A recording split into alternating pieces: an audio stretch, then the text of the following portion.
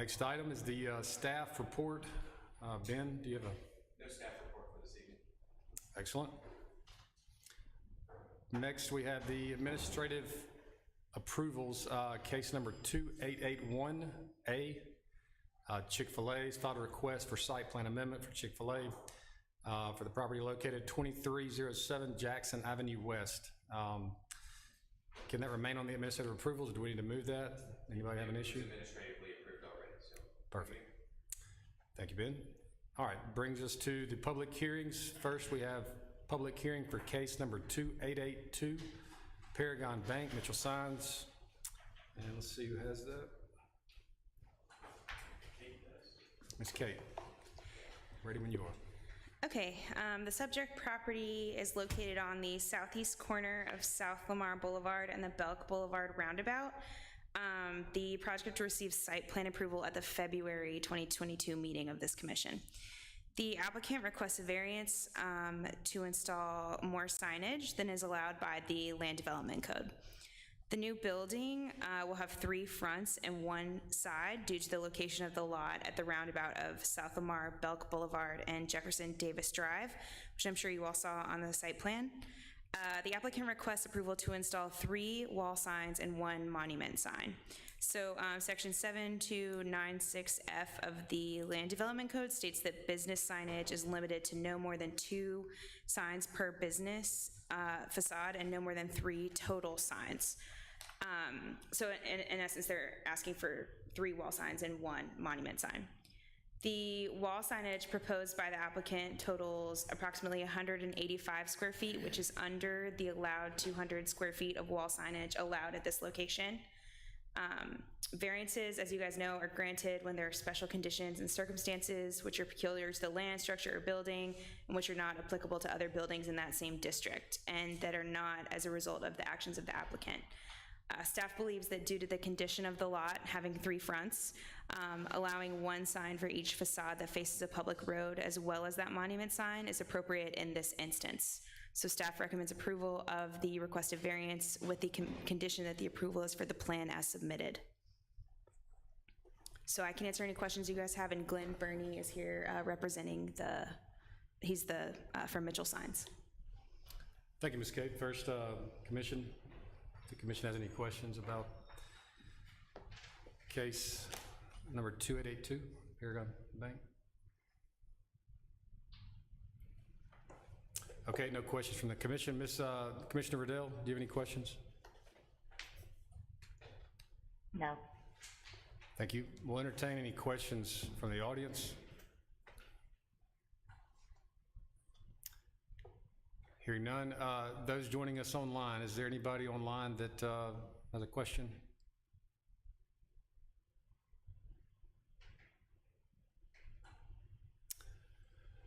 Okay, hearing none.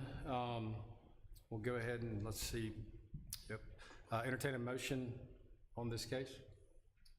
Motion to approve requested variance as submitted. Thank you, Mr. Johnson. Second. Have a second. Thank you, Mr. Spraggins. All those in favor, vote aye. Aye. Aye. It is approved. Case number 2882. I'm assuming Commissioner Riddell. Oh, my apologies. Commissioner Riddell, how do you vote? Yes. Yes, unanimous vote.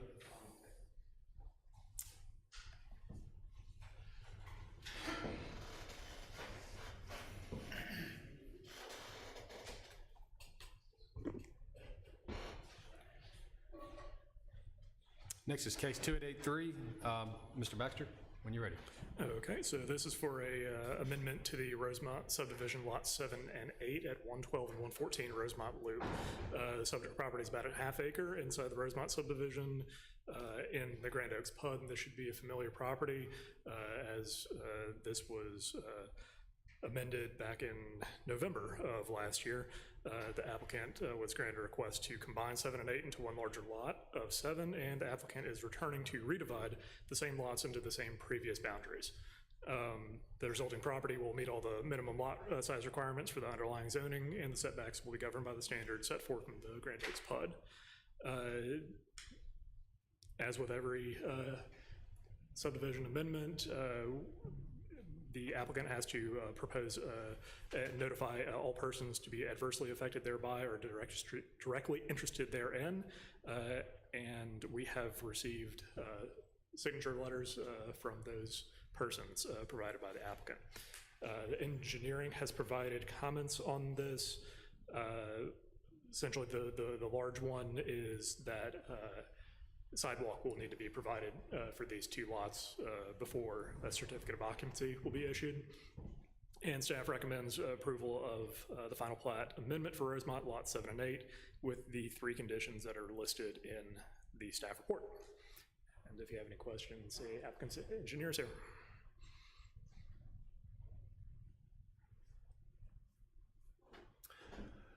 Thank you, Mr. Baxter. Are there any questions from the commission on the putting these lots back the way they originally were? Case 2883.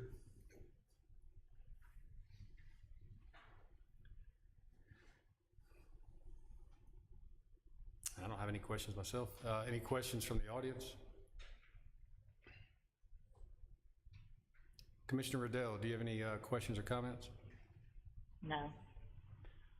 Are there any questions or comments from those joining us online?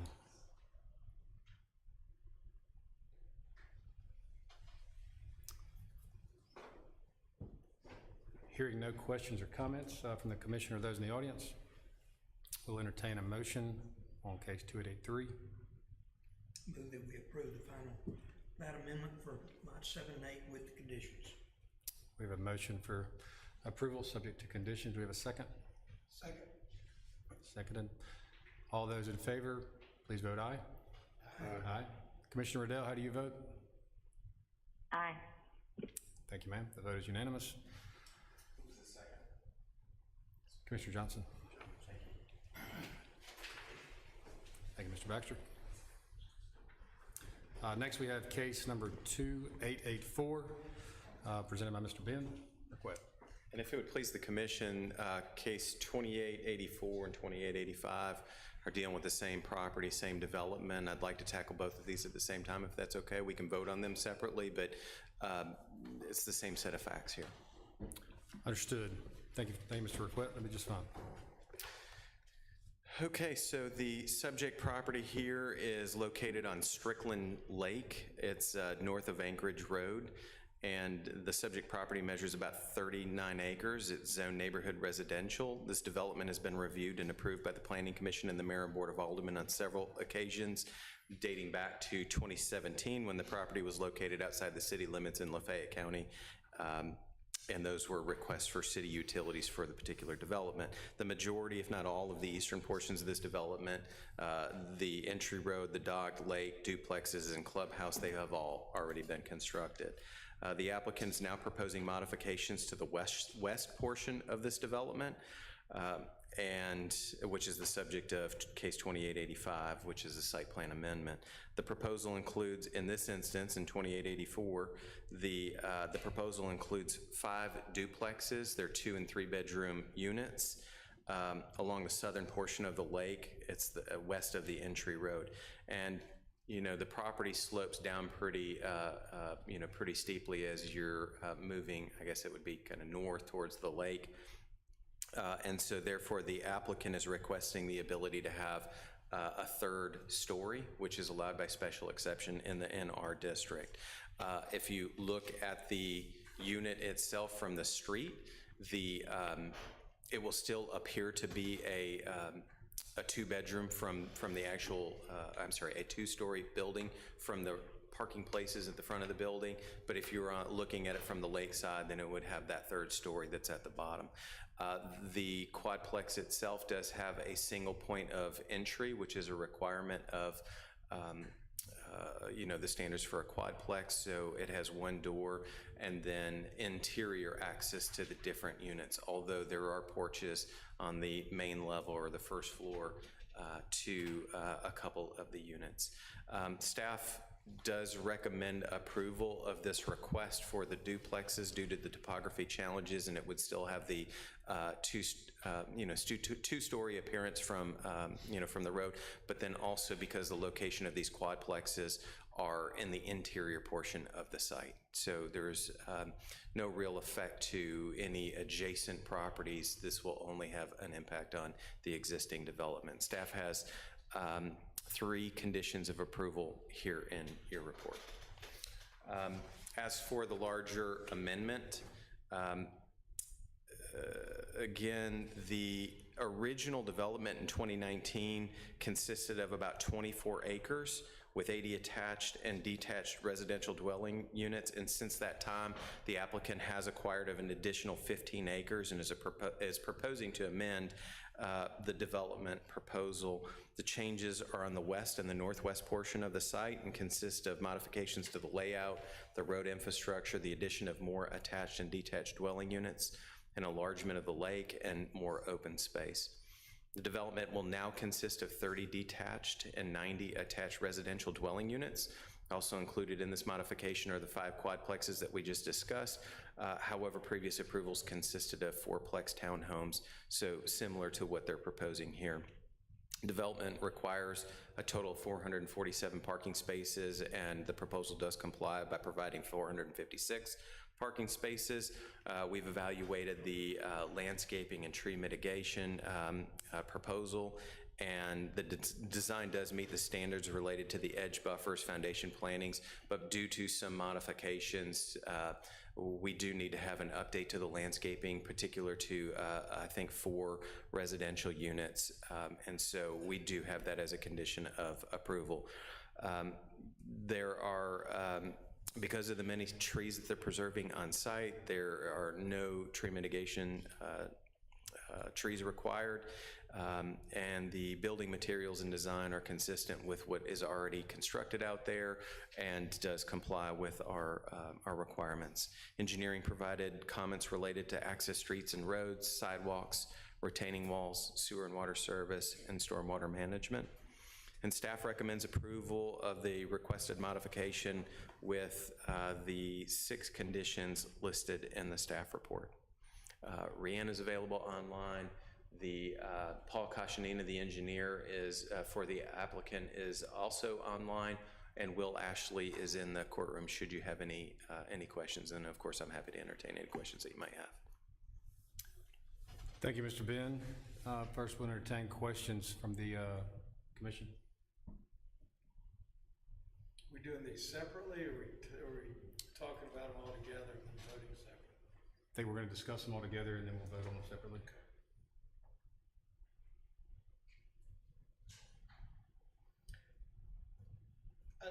I got a question for Paul. Paul, you there?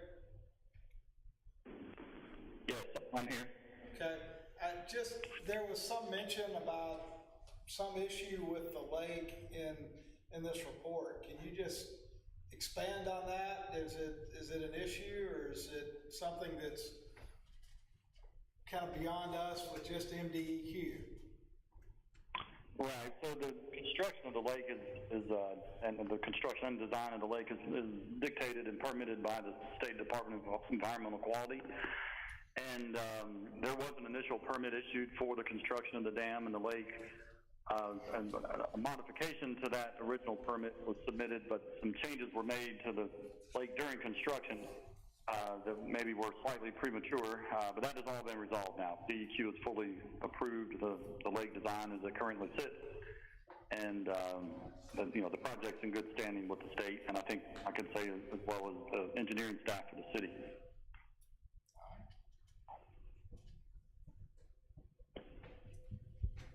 Thank you, Paul.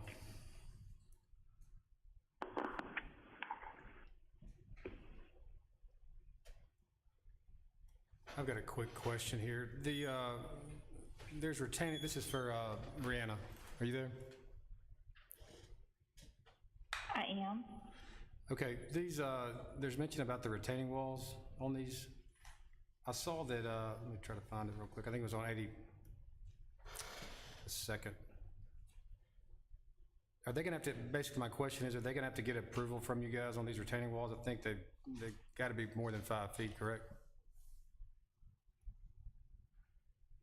So the retaining walls actually fall under planning as far as the review elements of that. So I'm going to let Ben speak to that. That's what I saw. All retaining walls will be privately owned and maintained by the development. I see that, that's fine, but as far as the approval of those, the construction of them, I meant, the engineers are gonna be designing these walls? Well, yeah, Paul Cushioning and his team are designing those walls. They have to take a look at them. We don't evaluate the, as part of the building permit. I mean, I think the building department will take, they take a look at the design, but that's all backed by the engineer. We look at the heights and the standards for the type of block. Again, these were part of previous approvals. Those retaining walls were there previously as well. So we've looked at these and we're okay with them, but we don't have a requirement for the construction details to be provided to the city as part of the site plan approval. Right, so, and I can speak to that. I mean, to Ben's point, the planning staff reviews the retaining wall locations and the heights to make sure that those are compliant with the code, and the heights are compliant. The structural design of the walls, we're actually performing that in-house and have already done that. Although I don't think in this expanded area, I don't believe there are any retaining walls in the expansion area. There are a couple of walls on the far south side of the site that are partially constructed and will be completed as part of this next phase of construction. I guess make it clear, I'm more referring to the wall as the backside of the house, the backside of the structure itself. Oh, I understand. Yeah, so, the developer he's retaining an outside engineer, a third party. We are not actually designing those portions of the foundation, but those will be designed by an engineer. Perfect, that's my question. Thank you very much. All right, any other questions from the commission? Any questions from anyone in the audience? Commissioner Riddell, do you have any questions or comments? No. Are there any questions or comments from those joining us online?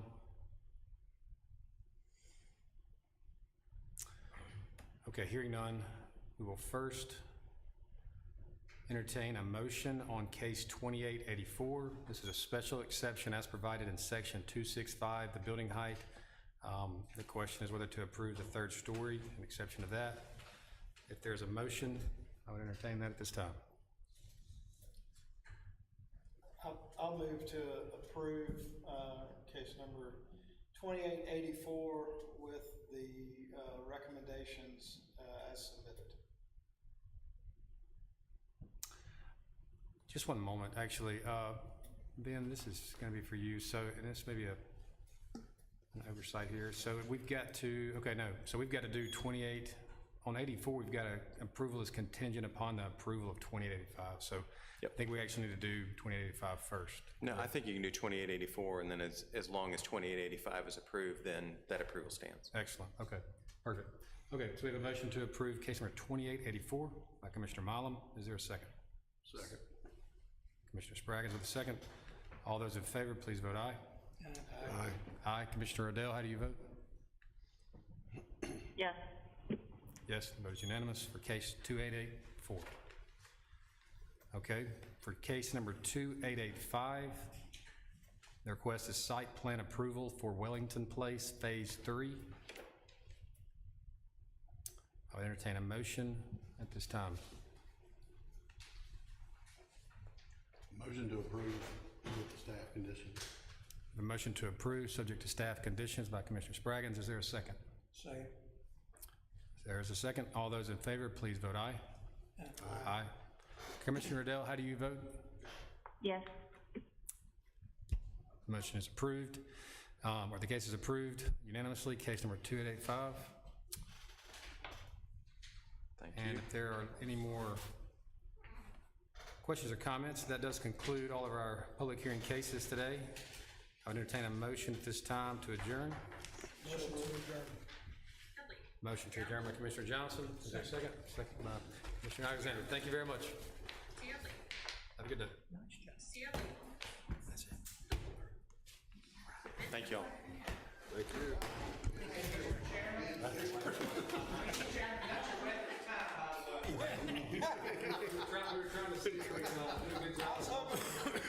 I was hoping we could get it in under 20, but it didn't happen. I'm sorry.